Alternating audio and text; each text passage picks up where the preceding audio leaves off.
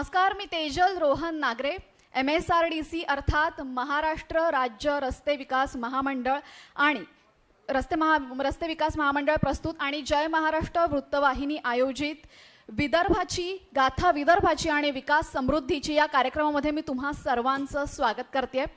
तर गाथा विदर्भाची विकासाची आणि समृद्धीची या ओळीवरनच आपल्याला समजलं असेल की आपण कोणत्या विषयासंदर्भात इथे चर्चा करणार आहोत।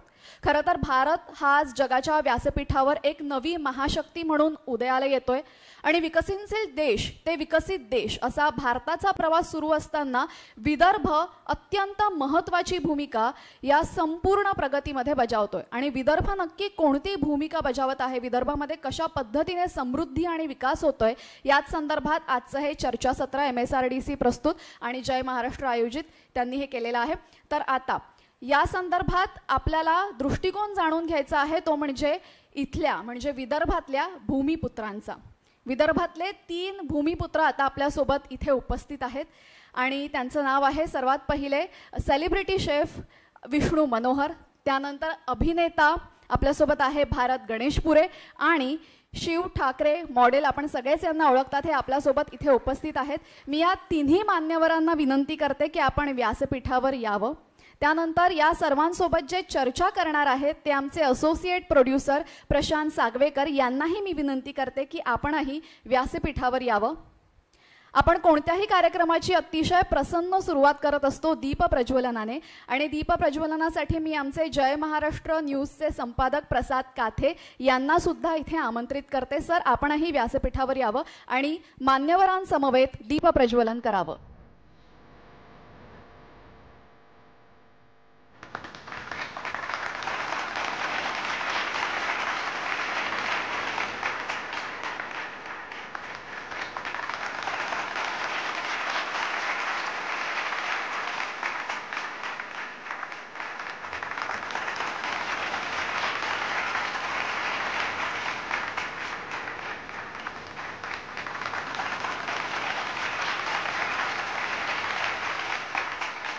तर विदर्भाच्या भूमिपुत्रांच्या हस्ते या कार्यक्रमाची प्रसन्न अशी सुरुवात झालेली आहे। महाराष्ट्रामध्ये अत्यंत ठळकपणे विदर्भ हा भौगोलिकदृष्ट्या दिसतो, सर्वात मोठा प्रादेशिक प्रदेश आहे हा आणि इथे अत्यंत महत्त्वाचं म्हणजे वैविध्यपूर्ण गोष्टी आपल्याला बघायला मिळतात विदर्भामध्ये आणि हे विदर्भातले भूमिपुत्र आज आपल्यासोबत उपस्थित आहेत। या तिन्ही भूमिपुत्रांचं स्वागतही आपल्याला करायचं आहे। आमचे जय महाराष्ट्र वृत्तवाहिनीचे संपादक प्रसाद काथे हे या तिन्ही भूमिपुत्रांचं विदर्भाच्या भूमिपुत्रांचं स्वागत करतील। हे तिन्ही चेहरे आपल्यासाठी ओळखीचे आहेत। सेलिब्रिटी शेफ विष्णू मनोहर नेहमी काही ना काही उत्तम बनवत असतात आणि त्यांचं स्वागत करण्यासाठी मी आमचे संपादक प्रसाद काथे यांना विनंती करते।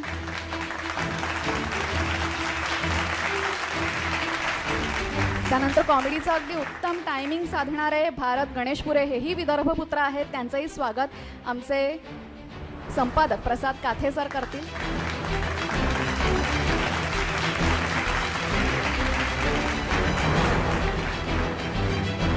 आणि मॉडेल आणि अभिनेता शिव ठाकरे यांचंही स्वागत करण्याची विनंती मी आमचे संपादक प्रसाद काथे यांना करते। धन्यवाद सर। तर महाराष्ट्र राज्य रस्ते महाविकास मंडळ प्रस्तुत आणि जय महाराष्ट्र वृत्तवाहिनी आयोजित असा हा गाथा विदर्भाची विकासाची आणि समृद्धीची या कार्यक्रमाची नक्की रूपरेषा काय आहे, हा कार्यक्रम काय पद्धतीने तुमच्या समोर ठेवण्यात येणार आहे, कशासाठी या कार्यक्रमाचं आयोजन करण्यात आलेलं आहे, या संदर्भात माहिती देतील आमच्या जय महाराष्ट्र वृत्तवाहिनीचे संपादक प्रसाद काथे सर। Sir please.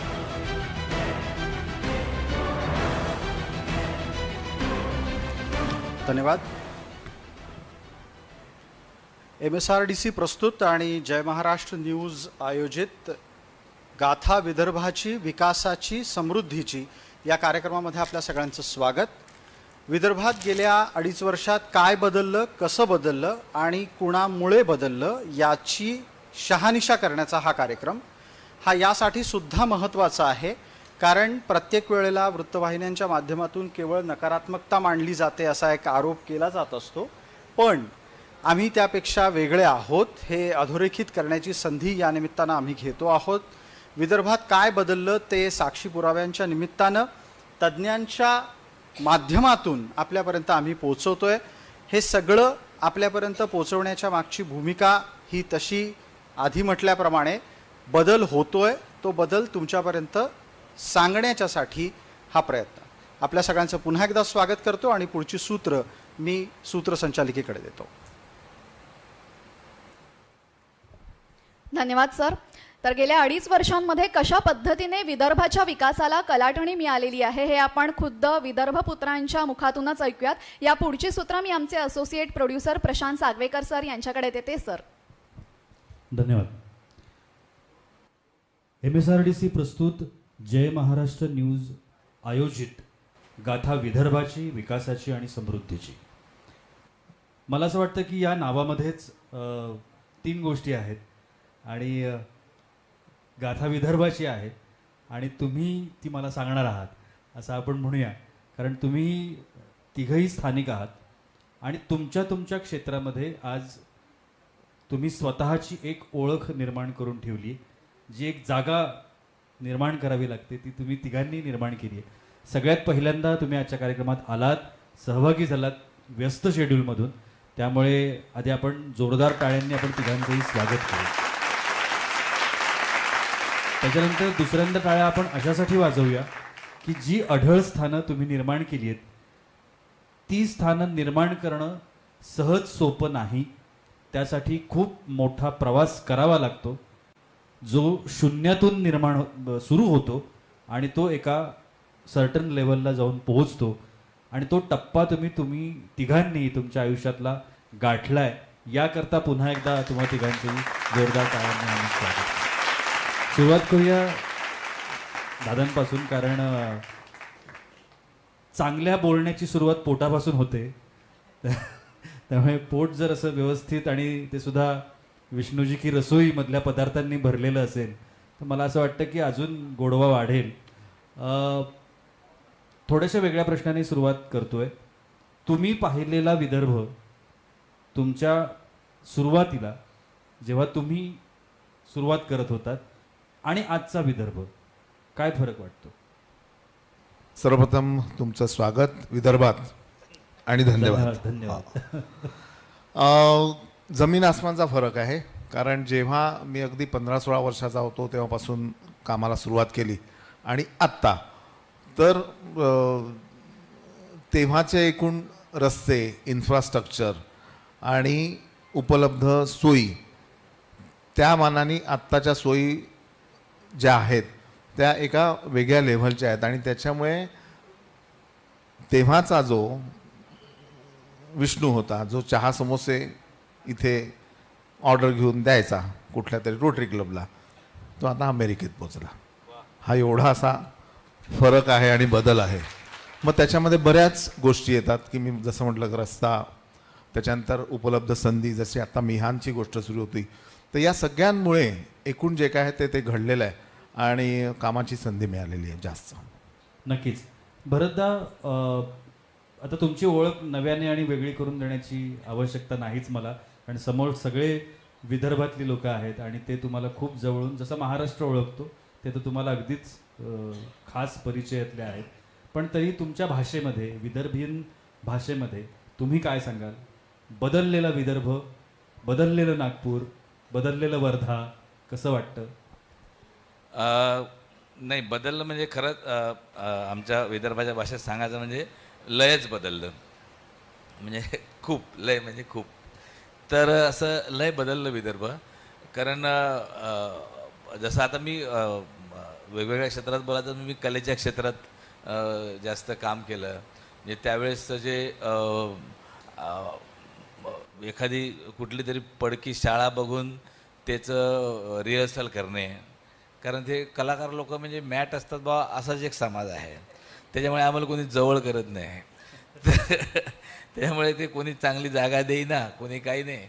मग एखादी शाळा बंद पडलेली असेल तिथं हे तर, पण हळूहळू शासनानं विविध योजना आणून म्हणजे ह्या सगळ्या गोष्टी उपलब्ध करून दिल्या. आता तर रिहर्सलसाठी पण काही फंड उपलब्ध करून देते. म्हणजे एक हे काय म्हणतात त्याला, 3 अंकी नाटकाची स्पर्धा तर होतीच आधीपासून, ते नाही आहे, पण त्याच्यामध्ये जी पारदर्शकता आता आलेली आहे किंवा आता पहिले आमचे भांडणं कसे व्हायचे होते, अगदी बेसिक लेवलचे भांडणं, का बा एक तर परीक्षकाला हे नाटक समजलंच नाही आणि दुसरं परीक्षकानं बेमानी केली.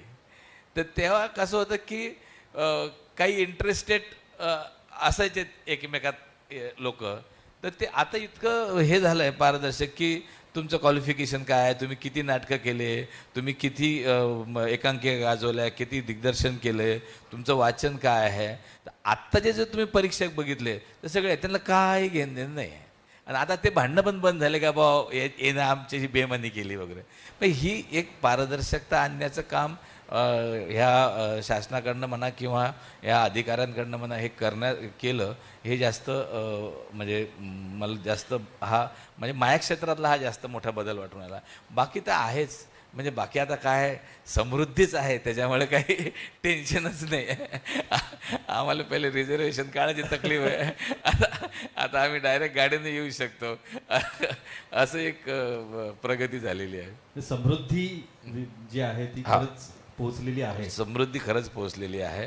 कारण खरं तर काय होते की बेसिक गोष्ट अशी, ते आता मी राहतो अमरावतीला, आता अमरावतीतून मला नागपूरला यायचं म्हटल्यावर मला 5 तास घ्यायला लागे. मग ते म्हणजे तर तेव्हा असं आपले काही गाड्या बिड्या नव्हत्या, मग एस टीनंच या. तर मग ते एस टी पण 5 तास घे, कारण रस्तेच तसे होते, ते सगळे थांबत. आता कसं आहे की आता 2 तासात पण एस टी पोचते. तुमची पर्सनल कार असेल तर ती 1.5 तासात पण अमरावतीवरून पोचते. हा जो खरं तर म्हणजे वेग घेतला, तेच म्हणतो की हा जो वेग आलाय तो हा खऱ्या अर्थानं हा प्रगतीचा वेग आहे. की तो प्रगतीचा वेग आता विदर्भात आलेला आहे, जो आतापर्यंत तसा पद्धतीत नव्हता. म्हणजे आम्ही आता पहिले तर मी चला फू बाय फूमध्ये किंवा हे ते मी असं साधारण म्हणतो का बा आमच्या विदर्भावर अन्याय होऊन राहिला आहे, आमच्या विदर्भावर अन्याय होऊन पण ते तुमचं म्हणणं आजही आहे. आमच्या विदर्भावर अन्याय होऊन राहिला, तर तो अन्याय काही प्रमाणात दूर करण्याचं काम झालेलं आहे. नक्कीच माणूस आहेस, तुझं फॅन फॉलोइंग आणि आम्ही जे पाहतो तुझे सगळेजण चाहते ते खूप मोठ्या प्रमाणामध्ये आहे. पण विदर्भाचा हा जो बदल आहे हा बदल गेल्या काही वर्षांमधला आहे. जेव्हा तूही बदलत होतास, जेव्हा विदर्भ बदलत होता, तेव्हा तुझीही ती प्रोसेस सुरू होती. त्यामुळे या सगळ्याकडे तू कसं पाहतोस? मला असं वाटतं सर्वात आधी तर भारत दादाला पाहून मी मोठा झालो आहे. आणि खूप कलाकार आहेत, पण त्यांची हिंमत नव्हती होत अमरावती किंवा समजा नागपूरमध्ये किंवा जवळपासच्या जेवढे गाव आहे तिथून मुंबई कसं जायचं. आणि जायचं तर मग इथे समजा एज्युकेशन सुरू, माझं इंजिनिअरिंग सुरू होतं, जाऊन ऑडिशन देऊन परत यायचं. मग कधी कधी ट्रेनची तिकीट मिळाली तर ठीक, नाही मिळाली तर ते पॉसिबल नव्हतं होत. दादांनी जसं सांगितलं समृद्धी महामार्ग, त्या शब्दामध्येच आहे की आता काल मी कमिटमेंट दिली होती इथे यायची आणि फ्लाईट फुल झालं होतं आणि 8 वाजताची एक अंबा आणि आपली विदर्भ ती निघून गेली, मग ट्रेन नव्हती. तर मी 12 वाजता माझ्या कारने निघालो आहे आणि समृद्धीने आलो आहे. तर मग आणि तो विषय तोच आहे. तर मला असं वाटतं, आणि त्याआधी काही रियालिटी शोज होते, मी रियालिटी शो थ्रू आलो आहे म्हणून सांगतोय की त्यांचे ऑडिशन मुंबई पुणे किंवा समजा मोठे असेल, मोठ्या टेलिव्हिजनवर असेल तर बस मुंबई पुणे 2 सिटी राहायचे. आजकाल अमरावतीत ऑडिशन होतात, नागपूरमध्ये ऑडिशन होतात. तर जे कलाकार आहेत त्यांना मग जर मुंबईत पॉसिबल नसेल होत तर ते त्यांचे तो चान्स नाही मिस होत. ते मला असं वाटतं ते डेव्हलपमेंटमुळेच तेवढं झालं की नाही, तेवढी भार त्या अमरावतीचा किंवा विदर्भाचा आता दिसू लागलाय. तेव्हा कुठे ते ऑडिशन घ्यायला का ते कलाकार दिसू लागले आहे, तेवढे डेव्हलपमेंट दिसू लागलं आहे, तेव्हा कुठे ते अमरावतीत ऑडिशन घेऊ लागले आहे, नागपूरमध्ये ऑडिशन घेऊ लागले आहे. आणि समृद्धी महामार्ग खरंच मी कालच्या अनुभवाने सांगेल, नाही तर माझं मिस झालं असतं. आणि जिथे आम्हाला वाटते दादांनी जसं सांगितलं की 15 तास तर लागायचे बाय कार तुम्ही गेले तर, आता 8 तास 9 तासात तुम्ही अमरावतीत पोहोचता. हा जो बदल दादा आता हे आपण सगळेजण डिस्कस करतोय, एकतर आपण शासकीय योजनांच्या निमित्तानं चर्चा घडवून आणण्याचा प्रयत्न करतोय. आता हे जे समृद्धी महामार्ग आहे, मिहान आहे, मेट्रो सारखा प्रकल्प आहे, किंवा अगदी आपण अमरावतीचं जे आता पुढचे प्रोजेक्ट्स आहेत ज्याच्यामुळे हा सगळ्या भागाचा कायापालट होणार आहे. तुम्ही सगळीजण आत्ता जसं मी सुरुवातीला उल्लेख केला की तुमच्या क्षेत्रामध्ये एका टप्प्यापर्यंत पोहोचलेला आहात. तुम्ही सगळेजण या प्रकल्पांकडे कशा पद्धतीनं बघता? मला हा तिघांनाही कॉमन प्रश्न आहे. एक आश्वासक असं वातावरण आहे की आज जेव्हा मी अमेरिकेमध्ये मराठी पदार्थ तयार करतो, विदर्भातले पदार्थ तयार करतो आणि मला मिहानमध्ये एका फॅक्टरीत तयार झालेले मसाले आणि बेसन मिळतं, तर तेव्हा मग असं वाटतं की नाही, जय विदर्भ. आणि आत्ता जर समृद्धी महामार्गाचं उदाहरण दिलं तर समृद्धी महामार्गामुळे अंतर तर जवळ आलं, पण अंतर जवळ आलं, तो महामार्ग तयार झाला, त्याच्यामुळे रोजगाराची संधी बरीच मोठी पुढल्या काही वर्षामध्ये उपलब्ध होणार आहे की टप्प्याटप्प्याने तिथे रेस्टॉरंट्स येतील, छोटे छोटे किऑस्क येतील, पेट्रोल पंप्स येतील किंवा मग ड्रायव्हर्सच्या राहण्याची व्यवस्था असेल. तर त्या पद्धतीने जो विकास होणार आहे तो हा सुद्धा एक महत्त्वाचा आणि मोठा भाग म्हणता येईल. नक्कीच. भरत तुम्ही काय सांगाल? नाही नाही, बरोबर आहे. कारण कसं आहे की आता नुसतं काय समृद्धी महामार्गामध्ये मी आलो आणि शिव आला, आम्ही प्रवास केला, हा नाही आहे. त्याच्या मागचा उद्देश काय आहे? त्याचा माझा उद्देश आहे की मी आता आज दिवसभर माझ्या वावरात कापणी चालू आहे, आज दिवसभर माझ्या टमाटे तोडले आहेत, वांगे तोडलेले आहेत, हे झाले आहे. तर हे पहिले कसं होतं की मुंबईला पोचायला तिसरा दिवस उजाडेल. आज कसं आहे की माझे वांगे तोडले, टमाटे तोडले की मला संध्याकाळी ट्रक लागतो, जो रात्री 8 वाजता समृद्धी महामार्गावरती जातो आणि तो सकाळी सकाळी मुंबईत पोचतो आणि सकाळी सकाळी माझ्या मुंबईतल्या लोकांना आम्ही काहीतरी खाऊ घालतोय. हा आहे, हा याच्यासाठी ह्या गोष्टी आहेत. तसंच म्हणजे आता नुसतं मुंबईतच नाही, म्हणजे तुमचा हा ट्रक सकाळी गोदीवर लागला तर संध्याकाळी दुबईतला माणूस हा भाजीपाला खाऊ शकतो. हा त्याच्या मागचा हा पूर्ण हा विजन आहे. नुसतं तुमच्या आमच्या जाण्यासाठी नाही केलेलं आहे, आपण तर चाललोच तसं, ते आपल्याला फ्रीमध्येच भेटलेलं आहे. पण म्हणजे आता अमरावतीचा एक टेक्स्टाईल हब डिक्लेअर झालेला आहे. हां, फक्त आमच्या अजून संत्र्याचा प्रोसेसिंग प्लॅन्ट त्याच्यावर काहीतरी जरा तुमचं ओळख आता तुम्ही तुमची काही ओळख असेल तर संत्र्याच्या प्रोसेसिंग प्लॅन्टवरती काहीतरी डेव्हलपमेंट झाली पाहिजे. म्हणजे तो एक म्हणजे आता असं आहे की कुठलेही फ्रूट कुठेही होते. आता आमच्या इकडे औरंगाबादपासून तर इथपर्यंत ॲपल पिकवले आहेत लोकांनी. हा, ॲपल पिकवलेले आहेत, 2-2, 3-3 एकराचे ॲपल लावलेले आहेत. बरं ते जाऊ दे, मी ते कुठलं गेलो तर एकदम ते वरती आहे हो, शिमलाच्या तिकडे सगळे ते ॲपलचे शेतं, तिथं संत्र्याचं झाड होतं राजू. हो, तिथं संत्रा पाहायला. तर अशी एक हे डेव्हलपमेंट आहे. पण आता विदर्भात कसं होतं की सगळ्या अप्रोच जो आहे, जसं आता शिव म्हणला की पहिले येत नव्हती कोणी इकडे, आम्हाला कसं जायचं हा एक प्रॉब्लेम होता. बरं आम्ही कसं एक सडेफटिंग माणसं असल्यानं हारण्याची काही भीती नव्हती, त्याच्यामुळे हा जुवा खेळायला बसलो. मग हरून काय हरू, आपल्याकडे तर काहीच नाही आहे. पण आता कसं आहे की आता पोरं पोरी हे शिक्षित आहेत, म्हणजे आम्ही शिक्षित आहोत पण त्याचा फार उपयोग झाला नाही. म्हणजे कोणी इंजिनियर आहे, कोणी हे आहे, तर आईबापाला वाटते का तू इंजिनियर झाला तर तसं त्या पद्धतीचं काम कर, तू कशाला पळून आला या धंद्यात.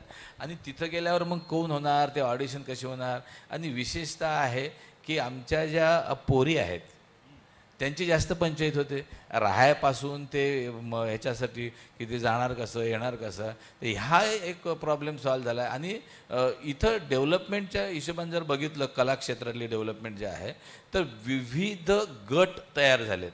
आणि आता तुमचं हे यांचं जे काही क्षेत्र आहे सोशल मीडिया, हा इतका मोठा डेव्हलप झाला आहे. आपल्या इच्छी ती नेहा पोरगी, तर तिचं काय म्हणजे किती मिलियनमध्ये तिचे फॉलोअर्स आहेत. तर ह्या सगळ्या गोष्टी तुम्ही आता याच्यात राहून करू शकता. फक्त आणखीन जर झालं तर आता मागे पण बोललो होतो मी भाऊला, इथली फिल्म इंडस्ट्री म्हणण्यापेक्षा शूटिंग जास्त झालं पाहिजे. म्हणजे ह्या एरियात जर शूटिंग झालं, आता कसं होतं की मी विदर्भाची भाषा आणली तर ते लोकांना आवडली, तर मग काही मॅन निर्माण केली का? ते नाही, ते होतीच गाडग्या मार, म्हणजे वर्षापासून ते भाषा होतीच, फक्त ते पोचली नव्हती. त्याचं कारण कसं होतं की आता कोल्हापूरची भाषेचं तुम्हाला कौतुक आहे का फिल्म लाईनमध्ये? नाही. ते लहानपणापासून आपण कोल्हापुरीच ऐकतोय, कारण शूटिंग तिकडे होत होतं.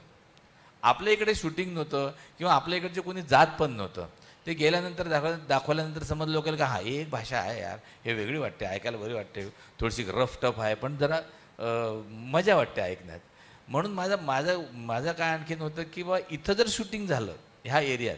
तर ह्या एरियात एकतर तुमचं ह्या याच्यातला बाकी तर रोजगाराबद्दल काही आता अडचण नाही आहे, रोजगार सगळीकडेच भरपूर आहेत. पण ह्या एरियातले जे काही पोरं पोरी आणि म्हणजे टेक्निशियन सगळे आहेत हे या ठिकाणी कामाला लागतील. आता भरपूर स्टुडिओ आहेत, एडिटिंग सगळं तुमचं नागपूरलाच होते आणि त्यासाठी मुंबईला जायची गरज नाही. पहिले तर डबिंग करायचं म्हणलं ते सगळं मुंबईला ते घेऊन जायला लागे, हे झालं. आता नागपुरात खूप स्टुडिओ आहेत, डबिंग स्टुडिओ आहे, अमरावतीत आमच्या डबिंग स्टुडिओ आहेत. तर असे हे सगळ्या ह्या कलाक्षेत्रामधून डेव्हलपमेंट झालेलं आहे. शिव आत्ता बोलता तू म्हणाला होतास की आता प्लॅटफॉर्म्स इथे क्रिएट व्हायला लागले. बरोबर. दादांनी जी आवश्यकता आता म्हटली की हे सगळं आता इथे निर्माण व्हायला पाहिजे, त्याची सुरुवात झाली असं वाटतं? झाली आहे. जसं मी म्हणतोय ना की कलाकारांना ना ते एक तो वे हवा असतो की आपण घरची आपल्याला पहिले इंजिनिअरिंग किंवा आपल्याला शिक्षण पूर्ण करून पाठवतील. अजून आता हळूहळू चाललंय की नाही कलाकार लोकही पोट भरू शकतात. आता ते सोशल मीडिया आलंय, सोशल मीडियावरही खूप मिलियनमध्ये गेल्यानंतर तुम्ही एका मूवी एवढे पैसे एका रीलमध्ये कमावतात लोक. तर पण ती भीती होती इथे की जायचं कसं. तर आता प्लॅटफॉर्म जेव्हा रेडी होतंय ना, तर जसं रॅपर आहेत, आपल्या अमरावतीचा एक रॅपर आहे जो गली बॉयमध्ये त्यांनी रॅप केलाय. नागपूरचे खूप कलाकार आहेत. तर ते ना आता लोक हिंमत करून करताय की नाही करू शकतो आपण. तर ते एक जसे प्लॅटफॉर्म येत जातील तर आपल्यातले जे कलाकार आहे ना ते वरती येतील. नाही तर मग त्यांना वाटत नको आपल्यासाठी नाही येते कदाचित, कारण ते एफर्ट्स घ्यायसाठी भीती वाटायची. प्लॅटफॉर्म कमी होते किंवा मग जायचं असेल तर मग 2 महिन्यातून 3 महिन्यातून जायचं. दादांनी जसं सांगितलं राहायचा प्रॉब्लेम होता, तर मग परत येऊन जायचं. त्यात मग कुठेतरी जबाबदारी आपल्या फॅमिलीची, तिथे मग ते स्वप्न त्यांचं स्वप्नच राहायचं. आता ती हिंमत होतीये. तसे कलाकार नव्हते काय असं नाही, कलाकार होतेच, पहिल्यापासून कलाकार होते, पण ते पोहोचू शकत नव्हते. म्हणजे आज विष्णूजी त्याच्या घरी डिश बनवते, ते पार जगात चालले जाते आणि बायका संध्याकाळी कामाला लागतात, काही हेच बनवायची भाव संध्याकाळी. भलाही ते जमत नाही पण कारण त्याचं स्किल आहे, ते त्याने इतके वर्ष त्यात काम केलेलं आहे. फटकन कसं पाहून कसं जमणार आहे. पण जमत नाही हे माझं फेल्युअर आहे. मग नाही मी खाल्लेत नाही तुमचे प्रयोग घरी म्हणून मी म्हणतो की तू करत जाऊ नको, मी विष्णूच्या घरी गेल्यावर तिथं खात जाईन बा.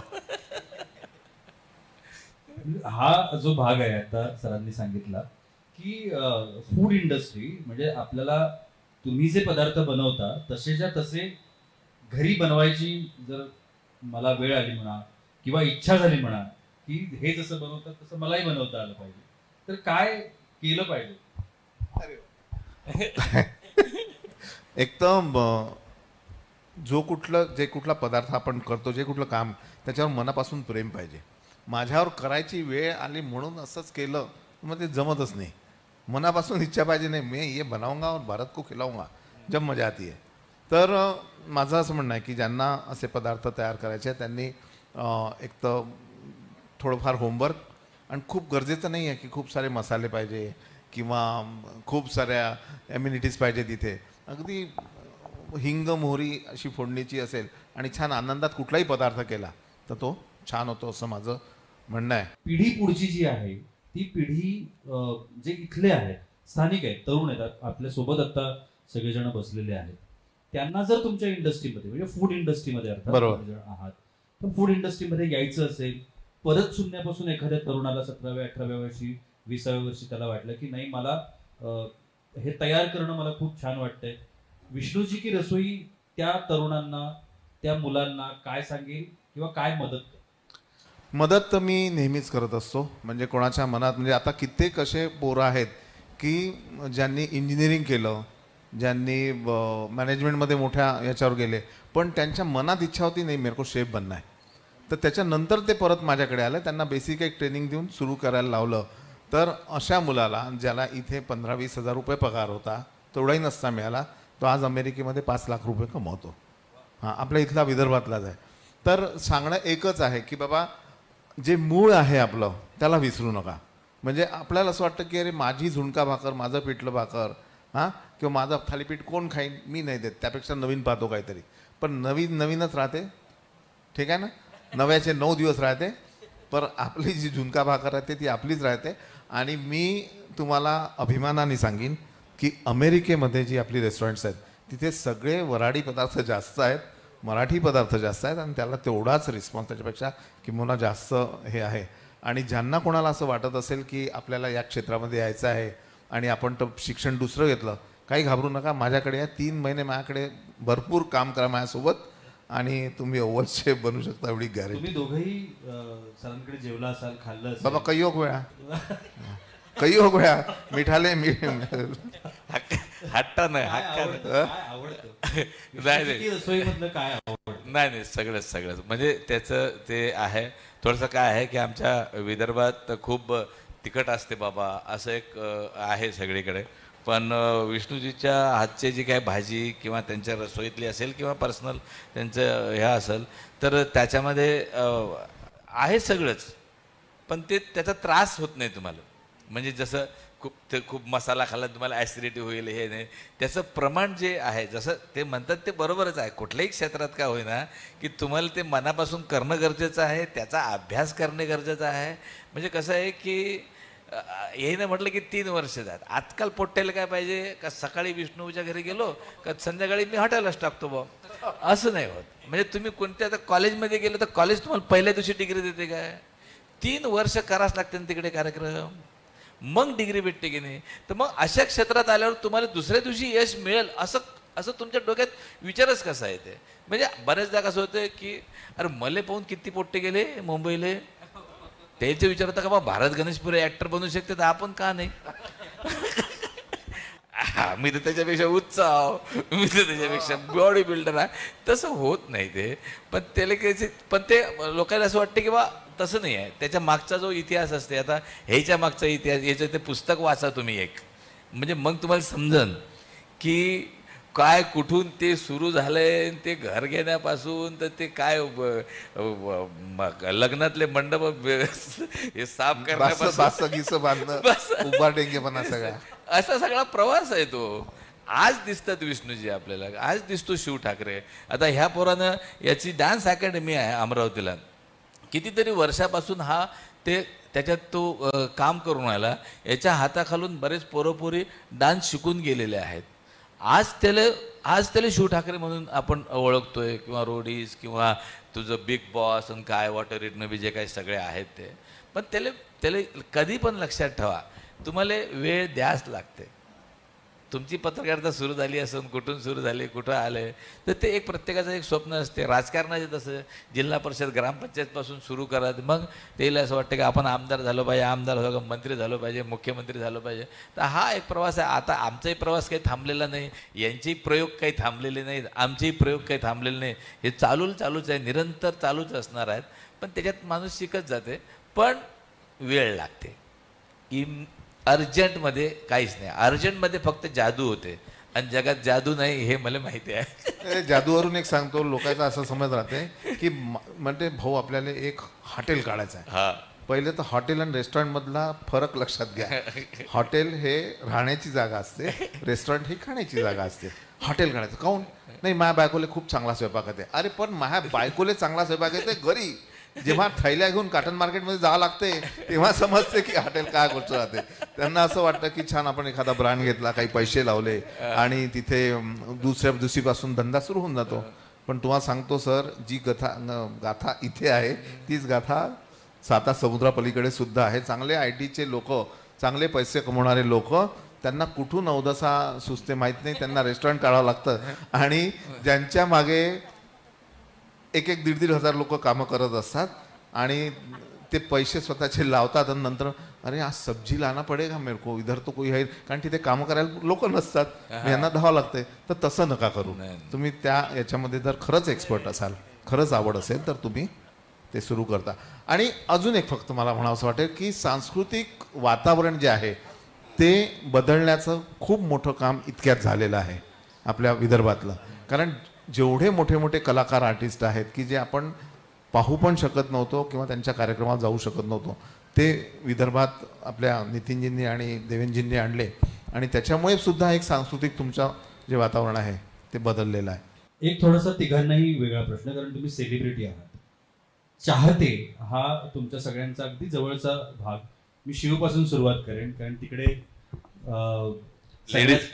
लेडीज चाहते जास्त आहेत. म्हणजे मी चांगलं तर सांगच, पण एखादा किस्सा असा की तुला अनपेक्षित किस्सा की तुला अचानक फेस करावा लागला असेल आणि चाहत्यांसंदर्भात, कारण तुम्हाला सगळ्यांनाच त्या संदर्भातले एक्सपिरियन्स येतच असतात. मला खरंच तर मजा येते जेव्हा लोक येतात भेटतात. पण मुंबईत किंवा असा इव्हेंटला आलो, मग 1500 जरी असले 100 जरी असले तर मी थांबतो की हे आरामशी घेत. त्यासाठी मी इथे आलो आहे, त्यासाठी बनलो आहे, मला हवं होतं हे सर्व. पण जेव्हा मी घरी जातो तर घरी स्टोरी नाही टाकत मी कुठे अमरावतीला आहे, कधी स्टोरी नाही टाकत. पण तेव्हा ना 12-1 वाजता कोणीतरी बाईकवर जाऊन शिव ठाकरेचं घर आहे असं ऑन मग दिसलो तर मी असतो शॉर्टवर, असं छोटी चड्डी आणि सँडो. मग ते 12 वाजता घरी येतात आणि आमची जी आई आहे, आईला सवय आहे की घरी जर 12-1 वाजता आलं त्याला आत बोलवते, बस. मग थांब मी फोटो काढून पाठवून देतो, पप्पा झोपल्या, पप्पा उठून बसतील. मग 1-2दा काय झालंय, एक गाडी होती जी कुठेतरी प्रोग्राममध्ये अमरावतीत आली होती, ती टेम्पो ट्रॅव्हल्स, आणि ती जस्ट एक शिव ठाकरेचं घर असं दुरून दाखवलं कोणतरी, मी दिसलो. ते घरात आले आणि घरात दादा 16 जण, आईनी तेव्हा जेवण केलं रात्री नाही तुम्ही जीवन नसेल आले, आणि त्या एकाने हो म्हटलं. आता हो म्हटलं, आईने चहा पहिले ठेवला, म्हटलं आई 12 वाजल्या, आई असं फॉर्मॅलिटी कर. पण एक म्हणजे मी घरी असताना त्यांना त्रास होते, पण ते एक सवय आहे की तुला या लोकांनीच बनवलंय, या लोकांमुळेच तू इथे पोहोचलाय. तर घरी आल्यानंतर मग ते 10 असू द्या, 15 असू द्या, जागा असू द्या, घरी नसू द्या, ते जेवण करून किंवा चहा विचारेल आणि असं नाही फक्त फॉर्मॅलिटी करेल. ती किचनमध्ये जाऊन सुरू होऊन जाते. मग कोणीतरी त्यातलीच एक मुलगी आत जाते, टाकू थांबा आम्ही जेवून आलोय. पण मला मजा येते, जे लोक प्रेम करतात आणि मला मजा येते, तो त्रास नसतो. आणि फिमेल फॉलोअर्स काय, ते तर चांगलंच वाटतं आता. डबल मजा येते.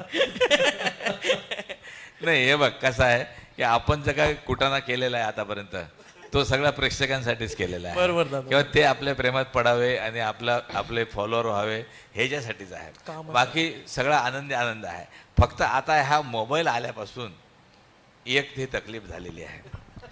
आता फोटो ते काढतातच त्या आता सेल्फी काढायचा असते. बरं, सेल्फी हे टेक्निक आहे, ते प्रत्येकाला जमते असं नाही आहे. बरं, माय काय म्हणणं आहे की आम्ही उभे आहे तर फोटो काढून घ्या इथे बा, आहे का? नाही, एक सेल्फी ते बटन दाबा ना, मग इकडे फिरेल ना कॅमेरा. हो काय, कुठचं दाखवा बरं. हा आला. थांबा ते फिल्टर लावतात. हालू नका, मी फिल्टर नाही हलवणार, तूच हलवून आला. म्हणजे बरेचदा कसं होते की आम्ही जे टीव्हीत दिसणारे कलाकार आहे ना, त्यांना हा जास्त त्रास आहे. म्हणजे ते फिल्मवाल्याच्या मागे जात नाही सर, कारण ते दूरचे वाटतात त्यांना, कारण की ते तिकीट काढून पाहिलेले असते ना त्यांना. आम्ही फ्रीमध्ये दिसतो घरी रोज, त्याला काहीच नसते. त्यामुळे बरं, ते टीव्हीत आपल्या घरी येत असल्यामुळे ते आपल्या घरचेच वाटतात. भाऊ 1 मिनिट, भाऊ अरे थांब ना, हक्क की आपला माणूस आहे हा.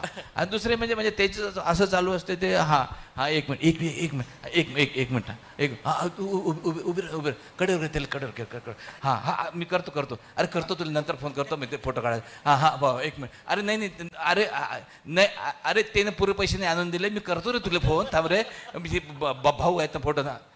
अरे नाही बाबा नाही, बाकी पैसे देऊ नको, दिले आता सगळे दिलेले आहेत. म्हणजे भाऊ फोटो काढ, हा 1 मिनिट थांबणार रे, थांबणार 2 मिनिटं. तर तो बोलून नाही घेते त्याच्यात पूर्ण, त्याचं जे बोलणं आहे तो बोलून घेते. बरं, तो फोटोचं इतकं आहे. ठीक आहे, एक फोटो काढा. आम्ही पण असं माय काय म्हणणं आहे, आता या स्टेजवर आहेत ना, आता एवढे जण आहेत की नाही, हे एवढ्या जणांसोबत फोटो काढायला फक्त 13 ते 14 मिनटं लागतात. शिस्तीत एक जण आला गेला फोटो 13-14 मिनिटाच्या वर लागत नाहीत. पण एकट्टे येणार सगळेजण, मग प्रत्येकाला एक वेगळा काढायचा आहे, मग प्रत्येकाला एक सेल्फी काढायचा आहे. बरं, हा कॅमेरामन जो असतो ना आपला मोठा, त्याच्यावर तर विश्वासच नाही कोणाचा आजकाल. मी सांगतो लोकायले का अरे बाबा ह्याचा कॅमेरा महागाचा आहे, ह्याच्यात चांगले फोटो निघतात. मग तो आपला फ्रेम लावून असते उभा, अनेक जण मध्येच येते असा लगेच डायरेक्ट. अरे नाही, तू मध्ये कॅमेरा टाकू नको. पण ते प्रेम म्हणजे आता काय, त्याला काहीच इलाज नाही आहे सर. म्हणजे इतका, आमचे काही मित्र आहेत त्याचे फोन तर रात्री 1:30 वाजताच. बरं कायसाठी, कुठे आहेस? काही नाही बे, झोपलो होतो. हो का? काही नाही रे, आम्ही बसलो होतो इथं. आमचे मोठे साहेब आले. त्याला मी सांगितलं भरतगस माझा दोस्त आहे. तुम्ही काय सांगता, हे घ्या बोल आमच्या साहेबाशी बोल. 2 वाजता साहेबाशी आपण काय बोला. मला तर बरेचदा असं तुम्ही किती वाजता फोन करा मला. सकाळी 4 वाजता जरी फोन उचलतो मात्र मी. फोन किती 12, 1, 2, 3. कधी कधी काही सांगता येत नाही, कोणाची काय अडचण असेल, कोणाचं काय असेल. तर मग मला समजते ते पहिल्याच वाक्यावरून. हॅलो, हां अरे ठीक आहे, म्हणजे थोडा याच्यात आहे गाडी. मग हो, आणि मग मी 3 वाजता असो 4 वाजता, हां काय एक काय अर्जंट काम होतं का तुला? हां नाही असं नाही, शूटिंगमध्ये शूटिंग चालू आहे, नंतर बोलतो. तर 4 वाजता पण असं सांगितलेलं आहे मी सकाळी. पण त्याचं तोडता येत नाही, मन मोडता येत नाही. सांगा काय करा. विष्णूजी तुम्हाला काय? माझे खूप छान 2 एक्सपिरियन्स सांगतो, छोटे छोटे आहेत.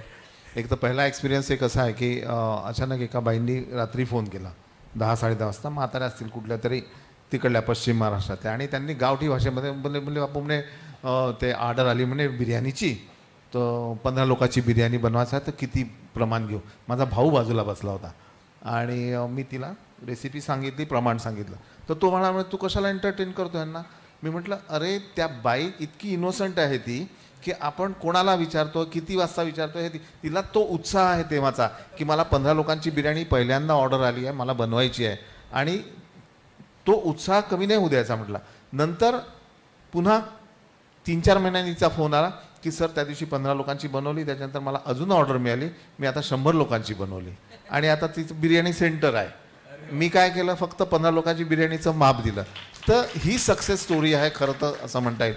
आणि दुसरा एक टचिंग असा प्रसंग आहे तो की असं स्टेज भरलं होतं, म्हणजे स्टेजवर शो सुरू होता आणि आपण म्हणतो की कोणाला काही या रेसिपीशी रिलेटेड प्रश्न आहेत तर विचारा. तर तेवढ्यात एक बाई मधल्या याच्यातून आली, हातावर कडेवर मूल होतं, म्हणे मला बोलायचं आहे. म्हटलं रेसिपी नाही नाही म्हणे आत्ताच बोलायचं. म्हटलं बोला. नाही म्हणे वर यायचं आहे. वर आली, मूल कडेवरचं हातात दिलं, म्हणे माईक मला द्या. तिचा अरेराव असा होता की मी एकेका तिच्या स्टेजला घाबरत होतो. म्हटलं पहिले वर आली, माईक द्या, पोरगं हातात घ्या, त्याच्या डोक्यावर हात ठेवा म्हणे. आता अजून घाबरलो मी. म्हटलं झालं काय नेमकं प्रकरण. त्याच्या डोक्यावर हात ठेवला आणि म्हणे सर याच्यावर गर्भसंस्कार तुमचे झाले आहेत. गर्भसंस्कार. म्हटलं कसे काय. तर म्हणे जेव्हा हा होणार होता तर तेव्हा मी म्हणजे मला असं कार्यक्रम म्हणजे मी पाहायची नाही, पण एकदा तुमचा कार्यक्रम पाहण्यात आला आणि मला तो पदार्थ आवडला, तुमचं बोलणं आवडलं. तेव्हापासून मला रोज सवय, कारण मला बेड रेस्ट होती म्हणे. तर म्हणे मी रोज ते पाहायला लागली आणि या मुलाला खाण्याची एवढी आवड आहे की तुमचा कार्यक्रम दुपारी 1:30 वाजता तो धडधड धडधड रांगत रांगत तिथे येऊन उभा बसतो म्हणे टी व्ही समोर. आणि म्हणे हा बरेच दिवस बोलला नाही आणि पहिले जे बोलला ते विष्णूजी हा शब्द वापरला म्हणे त्यांनी. तर याच्यापेक्षा मोठी पावती काय पाहिजे. म्हणजे पैसा सगळा एकीकडे, नावलौकिक एकीकडे आणि हे एकीकडे. नक्कीच हे आम्ही म्हणजे हे गोष्ट खरंच आहे सर, लोक इतकं प्रेम करतात ना, मन नाही मोडत आहे. हे सगळा अनुभव आम्हाला लॉकडाऊन झाल्यानंतर आला. लॉकडाऊन नंतर जो माणूस भेटत होता, म्हणजे किती मोठा असू दे काय असू दे, लोक अक्षरशः पाया पडायचे राव की म्हणलं. आणि बरेचदा म्हणजे प्राचार्य वगैरे असे लोक म्हणलं नाही हो सर तुम्ही कशा पाया पडता. नाही म्हणे साहेब आम्ही जिवंत आहे म्हणे तुमच्यामुळे फक्त. आणि आमचं ते काय RT-PCR काय म्हणतात ते खूप दूर गेला होता, एवढेच ते प्लेट हे झाले होते. म्हणजे आता उद्या जातोय की परवा जातो अशा परिस्थितीत फक्त तुमचे क्लिप पाहून आम्ही जिवंत आहे. म्हणजे असं वाटतं की बा काहीतरी काहीतरी घडलंय आपल्या हातून असं. फक्त याच्यात गंमत काय होते की कित्येक वेळा आयोजकालाच आमच्यापेक्षा जास्त ताव राहते. मला त्या लोकांशी भेटायचं असतं, बोलायचं असतं, फोटो काढायचे असतात, पण आजकाल ते बाउन्सर कशाला फिरते का मालूम. माझ्या सहकारी तेजल नागरे माझ्यासोबत आहेत. प्रेक्षकांना प्रश्न विचारायचे असतील तर तेजल. नक्कीच जे सुंदर अनुभव तुम्ही सर्वांनी सांगितलेले त्यामुळे आम्हाला खरंच खूप छान वाटलं. तर प्रेक्षकांमधूनही काही प्रश्न आहेत, आपण त्यांचे प्रश्न जाणून घेऊयात. शिव, अमरावतीचा पोट्टा शिवला एक प्रश्न आहे माझावाला. प्रश्न म्हणजे जेव्हा तुझा प्रवास चालू झाला बिग बॉसपासनं, तो प्रवास आणि आतापर्यंतचा प्रवास, या प्रवासात तुला काय शिकायला मिळालं आणि तुझ्याबरोबर जी आताची जी पिढी आहे त्यांनी जर तुझ्या फील्डमध्ये जर संघर्ष करण्याचा जर बेत आखला असेल तर तू त्यांना काय सल्ला देशील? दादा मी खरं सांगू, म्हणजे मी जेव्हा अमरावती ते मुंबई जायचा विचार करत होतो ना, तर आमच्याकडे थिएटरवाले काही ग्रुप होते. मग भारत दादा किती वर्ष गेला, किती वर्ष त्यांनी आधी काम केलं, नंतर त्याला ओळखू लागले. म्हणजे आता भारत दादा म्हटल्यानंतर माहीत पडलं विदर्भाचा भारत दादा वगैरे. तर त्याच्या मागे त्यांनी एवढे वर्ष पहिले अमरावतीत राहून मग मुंबईत गेल्यानंतर किती वर्ष तो काम शोधत होता, रूममध्ये सोबत राहत होते, या सगळ्या स्टोरी मी ऐकल्या होत्या. त्याच्यानंतर गेल्यानंतर माझं जेव्हा लक चाललं तर मला कळलं की या लोकांनी जी मेहनत केली आहे ना त्याच्यामुळे हे टिकून राहत आहे. तर मलाही मेहनत करत राहावं लागेल. मी आता थिएटर करतोय, कधी कधी असं वाटतं एक शो मिळाला तुम्हाला, आणि बिग बॉस असा शो आहे ना की तुम्हाला एका वर्षात असं खूप स्टार्टअप देतं, असं वाटतं की बापरे, पण ते फक्त एका वर्षासाठी असतं. नंतर अजून दुसऱ्या इयरला दुसरा सीझन येतो, नवीन स्टार येतात. तुम्हाला टिकून राहायचं असेल तर जशी दादा असू दे, आपले जेवढे कलाकार आहेत त्या कलाकारांनी जेवढी मेहनत केली आहे ना ते आताही शिकतात आहे. तर मी तेच करतोय की छोट्या छोट्या गोष्टी कुठून शिकता येईल. कुठे प्ले बघायला जातोय तर मग ॲक्टिंग स्कूल खूप आहेत, पण तिथे नुसतं लुबाळाचे कामं करतात पैसे वगैरे. तर मी तेच करतोय की मला अजून खूप काम करायचं. आता सुरुवात झाली आहे माझी, देवाच्या कृपेने एक एक शो मिळत गेला तर मी काही इव्हेंट करतोय, त्याच्यामुळे तिथे राहू शकतो मुंबईत. नाही तर पहिले तर हेच होतं की तिथे कसं राहायचं. मी हेच म्हणेल की स्वतःवर काम करत राहा. कदाचित तुमचा डोअर जो आहे, दरवाजा जो आहे तो लेट ओपन होईल, पण तुम्ही रेडी पाहिजे आधी. नाही तर असं होतं ना की शॉर्टकट खूप आहेत. आता सोशल मीडियावर आहे, कधी कधी असं वाटतं की सोशल मीडियावर आपण जे दाखवतो ते ॲक्टिंग आहे, तर ॲक्टिंग नाहीच आहे. त्याच्यात तुम्हाला फक्त एक लिपसिंग करतात, त्याच्यावर फॉलोअर्स येतात. ते फॉलोअर्स ना तुम्हाला पैसे देतील, ते तुम्हाला जस्ट एन्झायटी आणि बाकी गोष्टी देतील. ते खूप चुकीची गोष्ट सुरू झाली की तुमचे लाईक्स जास्ती आले तुम्ही मोटिवेट होता, तुमचे लाईक्स कमी झाले तुम्ही डिमोटिवेट होता. म्हटलं सोशल मीडिया एक एंटरटेनमेंट ठीक आहे, पण काम त्याच्या मागे आहे खूप. जे मला असं वाटतं की आपण करत राहायला पाहिजे. ज्या दिवशी दरवाजा ओपन आपला चान्स मिळेल आपण रेडी पाहिजे त्यासाठी. मी तेच करतो. तर स्टारडम हा एका रात्रीतही मिळू शकतो, मात्र मेहनतीला पर्याय नाही ते टिकवण्यासाठी, हे शिवने सांगितलं. आपल्याकडे आणखीन काही प्रश्न आहेत. बसूनच विचारू ना? हो सर, नक्कीच.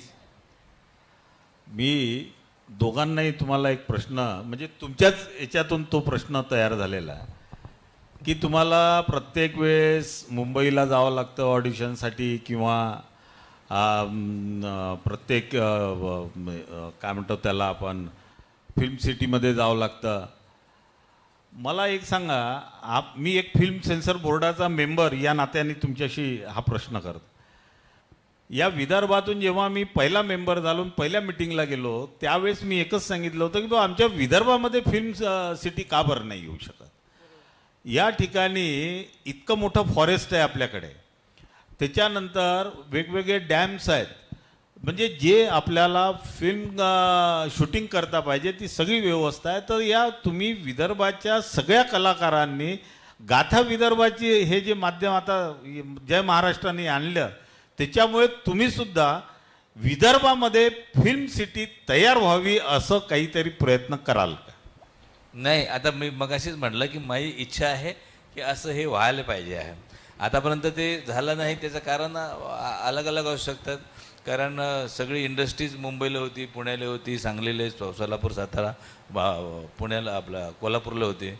पण हे झालं पाहिजे. माझ्या याच्यासाठी म्हणणं आहे की तुम्ही जे नैसर्गिक सौंदर्य जे म्हणतात, तर खरं अर्थानं नैसर्गिक सौंदर्य आणि नैसर्गिक समृद्धी जे आहे ते विदर्भातच आहे.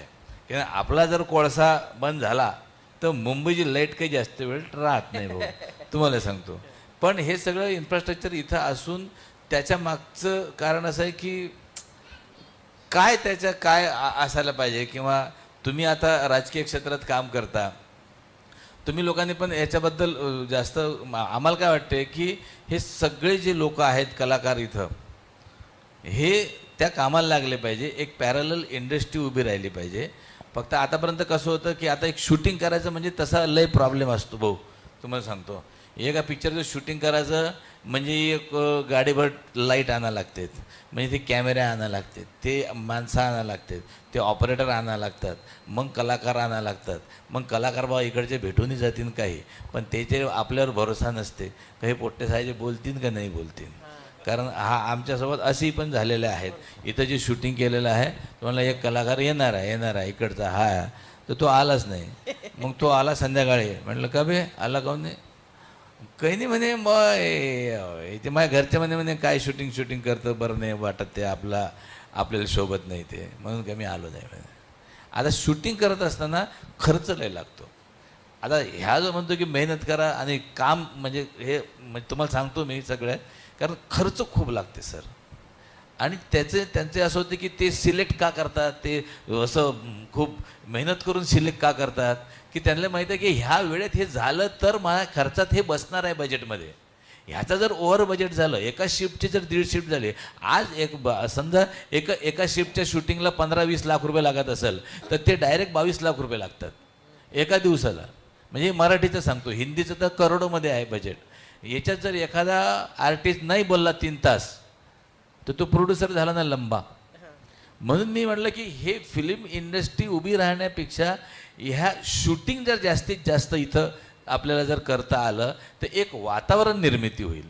आणि जेव्हा वातावरण निर्मिती होते, 4 लोक त्याशी जोडले जातात, 10 लोकांना, म्हणजे आता नुसतंच काय ॲक्टिंग आणि कलाकारवाल्याचा कार्यक्रम नाही आहे. तुमचे टेक्निशियन आहे, तुमचे स्पॉट बॉय आहे, तुमचं खानावळवाला आहे, तुमचे गाड्यावाले आहेत, हे तुमचे हॉटेल आहे, हे सगळे लोक उभे राहतात आणि ते त्या एका प्रोजेक्टला पॉझिटिव्ह म्हणून बघतात.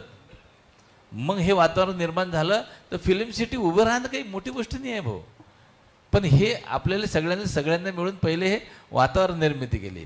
यशाचं काय आहे, आता फिल्म सेन्सर बोर्डाच्या माध्यमातून जे बघितलं तर झाडीपट्टीमध्ये इतके चांगले कलाकार आहेत की त्यांना सुद्धा पण त्यांची ताकद नाही. तुम्ही जसं म्हणून राहिले की मुंबईला प्रत्येक वेळेला जाणं, शूटिंगला जाणं, हे करणं ते करणं, तर त्याचा जर काही इथे आपण विदर्भामध्ये नागपूर सेंटर घ्या, चंद्रपूरला सुद्धा फार चांगले पॉइंट्स आहेत जिथे तुम्ही शूटिंग करू शकता.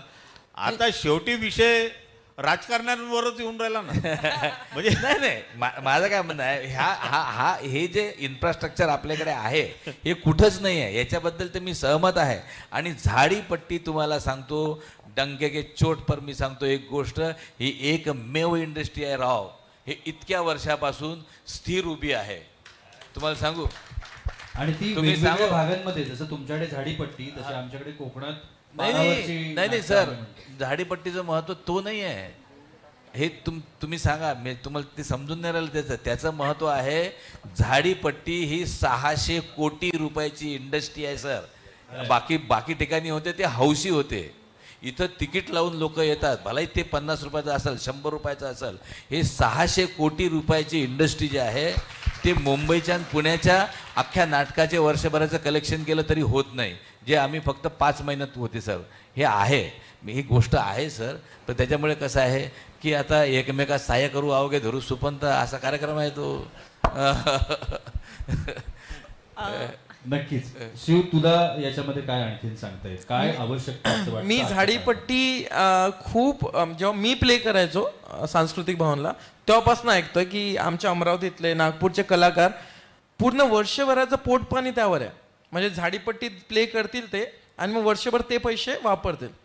पण मला असं वाटतं पर्सनली कलाकार लोकांना झाडीपट्टी माहिती आहे, काही इथल्या लोकांना माहिती आहे, त्याला त्यावेळी प्रमोट नाही करत आपण. त्यात मी पण आलोय. म्हणजे प्रमोट होतं पण त्यांची लिमिट फक्त विदर्भापुरतीच आहे. मी तेच तिकडे नाही जाऊ शकत. नाही, बिलकुल. ते कलाकार जेव्हा तिथे माहीत पडतील ना सर, मराठी इंडस्ट्री, हिंदी इंडस्ट्रीतल्या लोकांना, तर असे कलाकार नाहीच आहे कुठे. पण ते लोक ना आपल्या याच सर्कलमध्येच राहत आहे.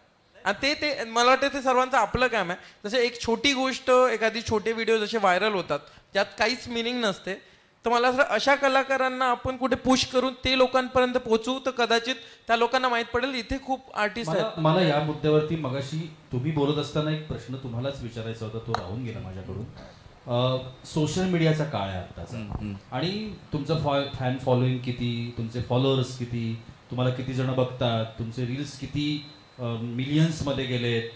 या क्रायटेरियावरती हल्ली चित्रपटांमध्ये आणि मालिकांमध्ये काम देण्याची पद्धत तयार होतीये. कास्टिंग डिरेक्टर्स ते बघतात पहिल्यांदा असं म्हणतात. तर हे खरं आहे का आणि ते योग्य आहे का? एक कलाकार म्हणून तुम्हाला काय वाटतं? नाही, हे बघ कसं आहे सर, प्रत्येकजण धंदा करायला बसते. ते योग्य आहे की नाही हे आपण सांगू शकत नाही. हे खरं आहे, ही गोष्ट आहे. आता काय आहे की भाई माझा बुके जर 3 दिवस नाही विकला गेला तर तो सडल ना. आणि मग छान सुंदर पोरगी आणली, तिच्या हातात बुके दिला तर 2 मिनिटात विकला गेला. असं आहे. आता हे जे सोशल, आता कसं होतं, ॲड सेक्टर आहे. ॲड सेक्टरमध्ये त्याला गंमतच त्याची 15 सेकंदाची आहे ना. त्या 15 सेकंदात तो काही पूर्ण स्टोरी सांगणार नाही. 15 सेकंदात ते काम कळलं पाहिजे. त्याच्यामुळे हे जे काही इन्फ्लुएन्सर लोक आहेत हे जास्त याच्यावरती आले. जे एका पोरीचे किती फॉलोअर्स आहेत त्याच्यावरती कास्टिंग होते. आणि हे होतं सर. म्हणजे आता आमचा प्रॉब्लेम असा आला, आमचा नाही म्हणा, आता रिटायरमेंटला आलो आम्ही, आता काही नाही राहिलं. हा आता नोकरी करत असतो तर रिटायर झालाच असतो 60 वर्षाच्या वयाचे. तर तो मुद्दा नाही आहे. पण ह्याच्यामधले जे काही पिचले गेलेले आहेत ना, जे 10-10 वर्षापासून काम करून राहिले, त्यांना काम नाही आहे सर. आता त्यांना काम नाही आहे. त्यांना हे सोशल मीडियाचं टेक्निक जमत नाही आहे. बरं, टेक्निक मलाही जमत नाही. मला ते इतका मी प्रॉब्लेम आहे का एखादा काय आता ते काय म्हणजे फेसबुक आणि ते अकाउंट उघडलेले आहेत मी. बरं, त्याच्यात मला व्हिडिओ टाकता येत नाही अजूनही. मला एखादा व्हिडिओ बाबा टाका. आता मी पोळ्याला गेलो होतो, तो बैलासोबत व्हिडिओ केला तर तो 4 दिवस होता. आणि नंतर मग पोरगा म्हणजे मी मुंबईत गेलो तर मग ते पोराला मी टाकायला लावला. तर असा सगळा गोंधळ आहे. पण हे थोडंसं जरा मला असं वाटून आलं की हे जरा वरवरचं पाणी आहे. हे फार काळ नाही टिकणार आहे. कारण इंडस्ट्री म्हणजे तुम्हाला कारण ह्यांचा प्रॉब्लेम काय आहे, ह्यांना ना डिबेट जमत नाही आहे. डायलॉग नाही. फिल्मच्या याचं नाव काय, डायलॉग म्हणजे काय की 2 लोकांनी बोललेली गोष्ट आहे. तो डायलॉग राहता. यांना डायलॉग बोलायची सवय नाही, यांना मोनोलॉग बोलायची सवय आहे. आणि त्याच्यामुळे हे जेव्हा फिल्म इंडस्ट्रीमध्ये येतात किंवा एखादा रोल करतात, असंख्य कॉमेडियन तुम्ही बघा, स्टँडअप कॉमेडियन हे तुम्हाला फिल्ममध्ये आणि नाटकामध्ये कधी दिसणार नाही, एखाद दुसरा सोडला तर. कारण त्यांना समोरच्याचा ऐकायची सवय नाही आहे. आणि आमचा नियमच असा आहे का पहिले ऐकायचंच लागते त्याचं. पहिले ऐका. म्हणून माझ्याकडे पोरं येतात, मी म्हणतो की पहिले ऐका. तुमचे डायलॉग पाठ करू नका. त्याचे डायलॉग काय आहे तुम्हाला माहिती आहे, तुमचा डायलॉग काय, तुम्हाला काय माहिती आहे बोलायचं तेही माहिती आहे, पण तुम्ही ऐका. मग ऐकलात तुमचे एक्सप्रेशन येतील, तुम्ही बोलता तर ते होईल. पण ह्या लोकांना ऐकायची सवय नाही आहे, त्याच्यावर आपला रोष नाही आहे, त्याच्यावर आपला नाही आहे. एक नवीन गोष्ट डेव्हलप होते, त्याच्याबद्दल पण आपण विचार केला पाहिजे. आम्ही पण रील करू, आपण आता दोघं मिळून करू आपण. आणि वेगवेगळ्या पद्धतीच्या योजना, जसं मी सुरुवातीलाही म्हटलं, विदर्भाच्या विकासाच्या दृष्टिकोनातून असेल, नागपूरच्या विकासाच्या दृष्टिकोनातून असेल, तयार होत आहेत. तुम्हाला शासनाला या कार्यक्रमाच्या माध्यमातून काही सांगायचं आहे का? आणि आत्ताचं जे काही चालू आहे त्यावर तुम्ही सगळेजण या विकासाच्या दृष्टिकोनातून समाधानी आहात? सगळ्यात पहिल्यांदा तर मला धन्यवाद मानायचे आहे शासनाचे की त्यांनी या असंख्य ज्या योजना फक्त आम्ही टी व्हीवर बघत होतो किंवा पुण्या मुंबईत बघत होतो, ह्या सगळ्या गोष्टी, राईट फॉर्म, तुमचं मेट्रो असेल, तुमचं मिहान असेल, तुमच्या आता इकडच्या कलावंतांची पेन्शन असतील, अशा सगळ्या गोष्टी याने याच्यासाठी आमच्यासाठी उपलब्ध करून दिलेल्या आहेत. समृद्धी मार्गापासून असेल तो, त्याच्यामुळे काय गोष्टी, ह्या असंख्य गोष्टी या शासनाने केलेल्या आहे. त्याबद्दल तुमच्या जय महाराष्ट्राच्या माध्यमात, जय महाराष्ट्र चॅनलच्या माध्यमातून म्हणा किंवा ह्या सर्व आमच्या जनता जनार्दनच्या माध्यमातून तुमचं आम्ही आभार मानतो. इर्शाद यांनाच प्रश्न आहे. सेन्सॉर बोर्डमधनं पण आहेत आणि राजकीय क्षेत्रातले पण आहेत. तर यांनी तो प्रश्न तुम्हाला विचारला, मला त्यांना विचारायचा आहे की जर का भारत सर आणि शिवनी तुम्हाला काही म्हणजे इथे सांगितलं की विदर्भात फिल्म सिटीसाठी, तर आपल्याकडे काय योजना राहतील? योजना नाही, त्यांच्या खांद्याला खांदा लावून मी बिलकुल फिल्म सिटी आली पाहिजे याचा प्रयत्न 100% थँक्यू. बरोबर, थँक्यू. विद्यार्थ्यांचेही काही प्रश्न आहेत, आपण तेही जाणून घेऊयात. बोला. नमस्कार सर, माझं नाव प्रतीक्षा पुरुषोत्तम वासनिक आहे आणि मला तुम्हाला असा प्रश्न विचारायचा आहे की तुम्ही आमच्या मनावर राज्य करता कारण तुम्ही आपली वऱ्हाडी भाषा बोलता.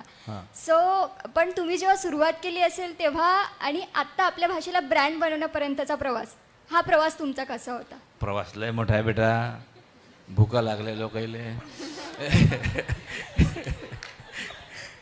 हे बघ काय आहे की एक हिम्मत करणे जे असते की नाही, ते हिम्मत ते करावी लागते. आपली भाषा नव्हती, मग कसं होतं की तुम्ही ज्या क्षेत्रात जाल, आता विष्णूजी गेले असतील तर बा कुठं जागा घ्यावं, कुठं मार्केट चालेल, इकडच्या लोकांना काय आवडतं, असा एक अभ्यास आपल्याला करावा लागतो. जसं मी अमरावतीवरून गेलो, मग मी काम करत होतो, मग माझ्या डोक्यात एक नंतर विचार आला की बाबा हे मार्केटमध्ये आपण दुकान टाकायचं आहे की नाही. मग हे मार्केट तर खाली नाही, इथं ऑलरेडी 200 दुकानं आहेत. मग आपण कोणतं दुकान टाकावं की जेणेकरून पब्लिक आपल्याकडे येईल, है ना. आपलं दुकान चाललं पाहिजे की नाही. बाकी तर ऑलरेडी 400 दुकानं आहेतच. मग गिराईक आपल्याकडे काय आलं पाहिजे म्हणून एक युनिक काहीतरी होते का. मग त्यात एक प्रयोग हा आहे की वऱ्हाडी भाषेचा प्रयोग आहे. कारण वऱ्हाडी भाषा आहे, समृद्ध आहे. म्हणजे खूप मोठ्या मोठ्या साहित्यिकांनी याच्यावरती, उद्धव शेळकेंपासून सगळ्यांनी मोठे मोठे कादंबऱ्या लिहिलेल्या आहे, पण ते पोचली नाही. ते हे पोचवू का बा, ह्याचं दुकान मांडायचं का बा. पण ते मांडलं, ते चाललं. मग काय आता काय, मग असं झालं सगळं. जे आणखीन एक प्रश्न आहे. नमस्कार सर, मी तेजल लकडे. माझा प्रश्न विष्णू सरांना आहे. तुम्ही आजपर्यंत वेगवेगळे पदार्थ बनवले, पण तुमची फेवरेट भाजी कोणती आहे? शाबास. भाजी, हां. दाल चावल रोटी सब बात झोटी. वरण भात इन एनी फॉर्म. मग तो इडली सांबार असेल किंवा मग साधं वरण भात असेल, तूप असेल, फोडणीचं वरण भात असेल, आमटी भात असेल, ते त्याला कुठेही तोड नाही. That's it. क्या बात. पण सर आजकाल हे लहान लहान पोराचे लय तक हे आहे बरं, प्रश्न आहे बरं. तुम्ही तर सट्ट्यात सापडल्यानंतर हे पोट्टे तुम्हाला जास्त विचारतील. पोरायला हा प्रश्न पडला की आपली आई दिवसभर रेसिपी पाहिजे, पण तरी संध्याकाळी आपल्यासाठी काहीच करून देत नाही याच्यातलं. नाही खरं, वरण भाताला खरंच पर्याय नाही. आणि जगात कुठेही जा तुम्ही तर मग आपला माणूस जो आहे, जो इंडियन आहे, तर तो त्याला. पण तू माझा जर म्हणशील की मला कुठली भाजी विचारली, तू मला पनीर इन एनी फॉर्म, कुठलाही पनीरचा प्रकार आवडतो. अच्छा, तुझ्याकडे येईन भरातच, लक्षात ठेव. नाही मी येईन. मी नाही खात पनीर, तुम्ही खात. हा बोल बेटा. माझं नाव प्रियांशू आहे आणि माझा प्रश्न शिवसरांना आहे. सर, खरं तर मी तुमची खरंच खूप मोठी फॅन आहे आणि मला तुमच्याबद्दल हे जाणून घ्यायला आवडेल की तुम्ही लग्न कधी करणार आहात. आणि सगळ्याच फॅन्सना हे जाणून घ्यायचं आहे की तुम्ही लग्न कधी करणार आहात. तो आलाय आता प्रेक्षकांमधून. बस हा कार्यक्रम झाल्यावर तुझा सत्कार करणार बेटा. या प्रश्नाचं उत्तर खरंच मला माहित नाही. मी माझी आई असं म्हणतात ना की आता थोडं करिअर सुरू झालंय, तर म्हणते की नाही तू लग्न कर, तेव्हा नंतरही करिअर असतंच ना. हे लोक यांनी केलं त्यांनी केलं. म्हटलं आई आता फोकस करू दे. मला खरंच माहिती नाही, पण आत्ता मला काम मिळायला सुरुवात झाली आहे. आणि तिथे ना तुम्ही आता काम मिळतं म्हणजे खूप मोठी गोष्ट आहे. रियालिटी असू द्या, कुठली ॲड असू द्या, माझ्या मागे खूप हजार लाखो लोक आहेत. तर मला असं वाटतं की मी ज्या 8-10 वर्षापासून ट्राय करत होतो, आता काम सुरुवात झाली आहे, हे करूयाच ना. हे ती सायकलच आहे, पण कधी मलाही माहित नाही खरंच. एक गोष्ट लक्षात ठेव, इंतजार का फल मीठा होता है, पण ज्यादा इंतजार से फल सड़ जाता. बरं नाही, ज्यादा नाही करूंगा दादा, थोडा बहुत. नमस्कार सर, माझे नाव शुभम महोदय. माझा प्रश्न आहे विष्णू सरांना. विदर्भाची कोणती डिश जगाला आवडेल, ती कशी बनवायची? जगाला आवडेल अशी विदर्भातली झुणका भाकर, त्याला पर्याय नाही कुठंच. आणि झुणका टाळ वाजवा ना. आपल्या झुणका भाकरीला टाळ वाजवण्यात काय आहे. झुणका भाकर आणि ठेचा हा सगळ्यात जास्त सेलिंग आयटम आहे अमेरिकेतल्या रेस्टॉरंटमध्ये. आणि तो आम्ही $15 विकतो भाऊ. $15 म्हणजे 15-20 असे, जवळ $1200-1300 रुपये. मग तो नुसता झुणका भाकर नसतो, मग तो झुणका भाकर, कांदा, ठेचा, लाल ठेचा, हिरवा ठेचा, कोरडी चटणी, असं. तुम्हाला एक फक्त छोटंसं उदाहरण देतो की आपलं नाणं खणखणीत असेल तर ते कसंही छान विकलं जाऊ शकतं. त्याचं उत्तम उदाहरण म्हणजे भातावरचं पिठलं नावाचा एक प्रकार कोकणातला आहे की तो एका पॉटमध्ये बनवतात. आणि काटकसरीचा प्रकार आहे की बाबा भात शिजताच पिठलंही त्याच्यातच शिजतं आणि सपातून जातं. आपल्या भाषेमध्ये सपातून जाते. किंवा 80% भात शिजल्यानंतर त्याच्यात पिठल्याचं मटेरियल टाकायचं, झाकून ठेवायचं, 10 मिनिटामध्ये तयार होतं. तर आम्ही आता ते विकण्यासाठी म्हणून काय केलं की एक छोटंसं हस्तलिखित तयार केलं की हा कुठला प्रकार आहे, हाताने लिहिलेला, किंवा हा कोकणातला प्रकार आहे, असा असा प्रकार आहे. आणि त्याला काय कुठल्याही तुम्ही तिकडल्या माणसाला हिस्ट्री जिओग्राफी दिली पदार्थाची की त्याला लय भारी वाटते. आणि मग तसं ते पहिले जायचं की कोणीतरी एखादा इंग्लिश व्हॉट इज जस भातावरचं पिठलं, आम्ही नावं तीच ठेवलं. मग त्याला ते आम्ही देतो की पहिले समजलो भातावरचं पिठलं काय आहे, आणि ते पाहिल्यानंतर मग तो ऑर्डर करतो. मग आम्ही एक भांडं घेऊन जातो पितळेचं की ह्याच्यामध्ये तुझं जेवण तयार होणार आहे. तर त्याला एक आनंद हा असतो, तिकडल्या लोकांना सगळं फ्रोझन खायची सवय असते, आणि त्याला जेव्हा समजतं की नाही या भांड्यात आता माझ्यासाठी पदार्थ शिजवला जाणार आहे, तर तिथे आपले अर्धे पैसे वसूल होऊन जाते. हां, आणि मग ते भांडं आतमध्ये घेऊन जातो, त्याच्यामध्ये भात शिजवतो, ते पिठलं, आणि मग सरंजाम येतो पूर्ण की भातावरचं पिठलं ते येतं, त्याच्यासमोर ते झाकण उघडलं जातं, त्याच्यातून वाफ येते, मग त्याच्यावर एक जण पटकन मागून येऊन गरम फोडणी टाकतो, त्याचा चर्रकन आवाज येतो, मग एक जण मिरची घेऊन येतो, सांडगा पापडा हेच एक घेऊन मग त्याला म्हणते की आता असं खा. तेव्हा ते मग 1200 रुपयाला विकलं जातं. तर अशी गंमत आहे सर. अजून कोणी? सर, माझं नाव खुशी राठोड आहे. मला शिवसरांना क्वेश्चन विचारायचं होतं. सर, पहिले तर मी तुमची खूप मोठी फॅन आहे. थँक्यू. आणि मी तुम्हाला रोडीज पासून बघत आहे. तर सर, ॲज अ यूथ मी तुम्हाला असं बघते की तुम्ही एक पॉझिटिव्हिटीचं हे आहे, तुमची जे स्माईल आहे ते खूप जास्त इन्फेक्शियस आहे. तर आजकाल जे यूथचं हे आहे डिप्रेशन, एन्झायटी, तर सर त्याला कसं टॅकल करायचं, तुम्ही काय सांगाल यूथला? मी पर्सनली मला खूप म्हणजे मी खूप एक्सपिरियन्स नाही घेतला, मी जेवढा घेतला तेवढा सांगतो की मुंबईत जेव्हा तुम्ही काम करता किंवा कुठेही घर सोडून जेव्हा जाता ना, आपण खूप मोठं झाल्यासारखं फील करतो, घरच्यांच्या दूर राहतो. तसं बघितलं तर हा ऑप्शन आहे. तर माझं मेन जर मला काही थोडं लो फील झालं, मी घरी जातो, 4-5 दिवस राहतो, तेव्हा आई काहीतरी 2-3 शिव्या देईल, आजी म्हणेल शांत पण नको उचलते, आणि स्वतःचं ताट स्वतः उचल. हे जो माहोल असतो ना, मला असं वाटतं हा खूप आपल्याला ग्राउंडेड ठेवतो, आणि ते बाकीचे एन्झायटी म्हणजे आपण वर्ड जे नवीन नवीन ऐकत आहे हे दूरपर्यंत नाही. तर म्हणजे जर घरच्यांसोबत राहाल तर मी पर्सनली फील करतोय की जर तुम्ही घरच्यांसोबत राहाल, 4-5 दिवस राहा, मग पुन्हा काम करा, मग पुन्हा जर तुम्हाला असं फील झालं की नाही यार ठीक आहे ना काम जास्ती आहे, पण नाही, तुम्हाला 4-5 दिवस घरच्यांसोबत तिथे राहावंच लागेल, तेव्हा तुम्ही ग्राउंडेड फील कराल.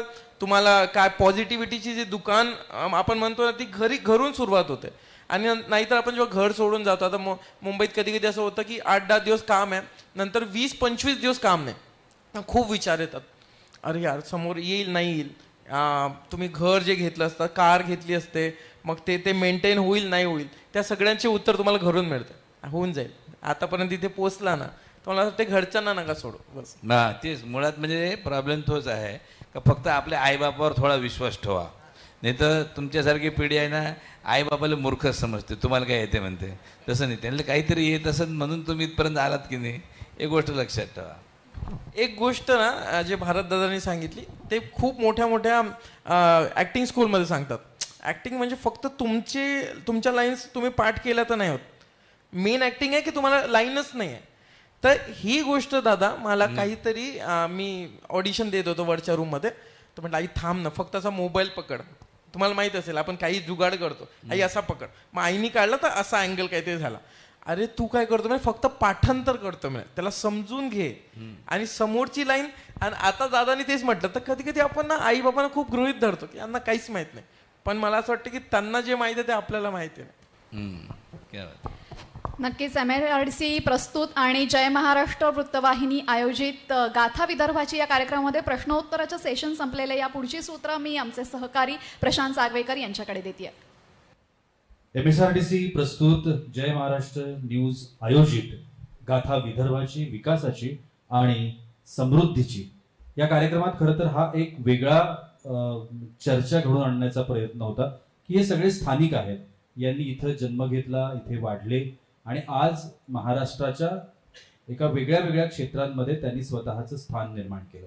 यांच्या दृष्टिकोनातून विदर्भ आज काय आहे हे जाणून घेण्याचा प्रयत्न केला आणि त्यांचे अनुभव आपण या ठिकाणी ऐकले. तुम्ही तिघही या कार्यक्रमात आलात, या